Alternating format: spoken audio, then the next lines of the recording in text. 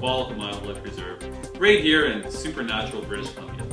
Today, my very special guest, Dr. David Johnson, Professor of Biology and Entomology at the University of British Columbia, and I will be examining the inadvertent effects of the excessive emissions of greenhouse gases on our very own backyard, starting with a discussion of the notorious mountain pine beetle.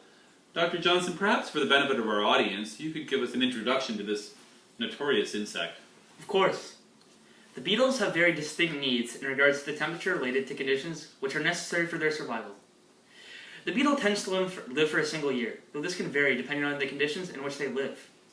There is a direct correlation between the temperatures of the land in which these beetles inhabit and the speed of their development, as well as the rate towards their ultimate death. They prefer warmer, drier summers and fairly warm winters. This is the sole factor that has limited their expansion throughout northern British Columbia, though this is very rapidly changing. Oh, very interesting. Now, from what I understood from our previous chats, the beetles lay their eggs under the bark of the trees, blocking the tree's access to nutrients through the vascular tissue. Is this correct? Precisely. The current outbreak of beetles is an astounding 10 times worse than any other outbreaks prior to the one to date. This is a direct relation to climatic change. In order to survive the winters, the beetles produce a substance known as glycerol.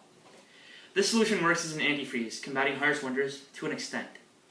Since the mid-90s, the winters in Alberta and more northern areas of British Columbia have been able to sustain the beetles' growth, development, and life due to the increase of western parts of Canada's average winter low temperatures being just above freezing. This allows the beetles to not only sustain life, but also to thrive due to the ideal climate in which they are presented. Okay, I'm sorry, but what is the correlation exactly between this outbreak, the expansion of the beetles, and climate change through the emission of greenhouse gases? It is not coincidence that the thriving of the beetles and the peak of their ecological destruction came when global warming came into full effect. In 1950, 5,000 teragrams worth of carbon dioxide were released in the atmosphere. By 1990, 5 times the amount was being released on a yearly basis. To put this into perspective, 1 teragram is equivalent to 1 million tons. This rapid increase is astounding and detrimental to our atmosphere. It is generally well known that there is a direct correlation between the rising temperature and the amount of carbon dioxide in the atmosphere, as it acts as a blanket, so to speak, over our planet. It allows the heat provided by the sun to enter our atmosphere, but is not allowed to leave. This caused immense raise in temperature, acting as a sole instigator in respect to the beetles' migration further north. Fascinating. Now, earlier today, we took to the streets of Barkerville, a small town in British Columbia, whose nearby forest has just begun to be ravaged by this abhorrent infestation. Here we are with our first guest, Dr. Robin Hargadon, Barkerville resident and pine beetle specialist. Tell me, Dr. Hargadon, what ecological damage do these beetles really cause? Well, they destroy trees. The destruction of trees is going to become increasingly detrimental to our country as well as to those that neighbor us. The temperature as well as toxic emissions are only increasing, furthering the livable areas in which the beetle inhabits. And that is very troublesome for the forests and our trees. Pardon me, but you didn't really answer my question. I'd like to know what the negative effects of these beetles, aside from just killing these trees, are. In other words, what is the real issue? Well, firstly, the destruction of these trees has an extremely strong but negative influence on our economy. Forestry is one of Canada's dominant sources of economic activity, having been given official credit for nearly 5% of all jobs and 2% of income through exports. Keep in mind, this includes all related products, such as paper, or various types of furnishings, such as chairs, even cabinets.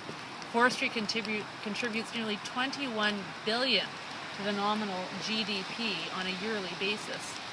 Forestry directly employs nearly 900,000 people, aiding in the near $53 billion this industry earns us on a yearly basis.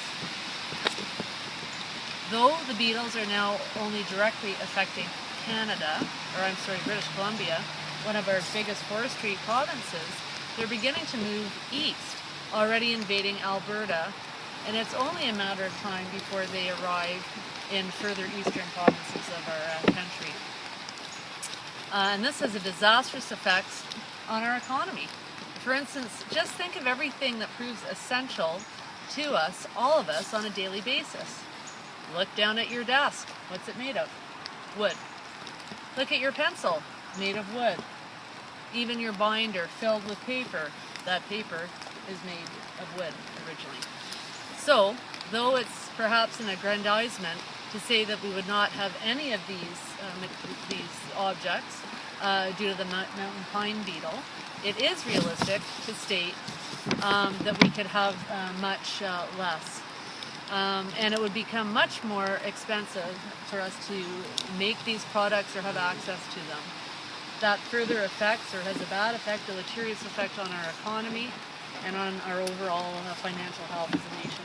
Thank you for your time. In Barkerville's nearby forest, where, as you can see, beetles have had deleterious effects on the trees, ultimately resulting in their death.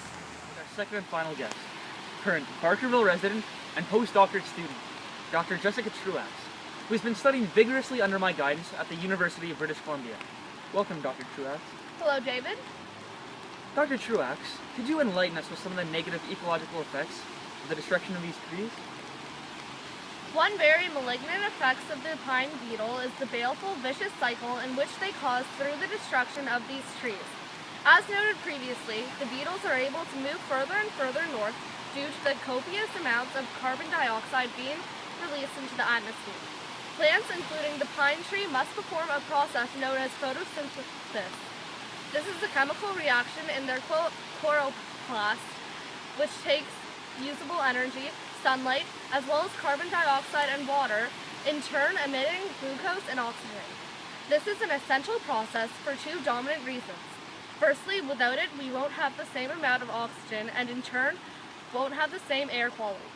It also means less trees will absorb carbon dioxide from the atmosphere, further worsening the situation in regards to elevated temperatures and causing the beetles to go further north.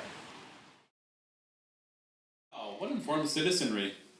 Yes, but even with all this information taken into account, no long-term strategies have really been established.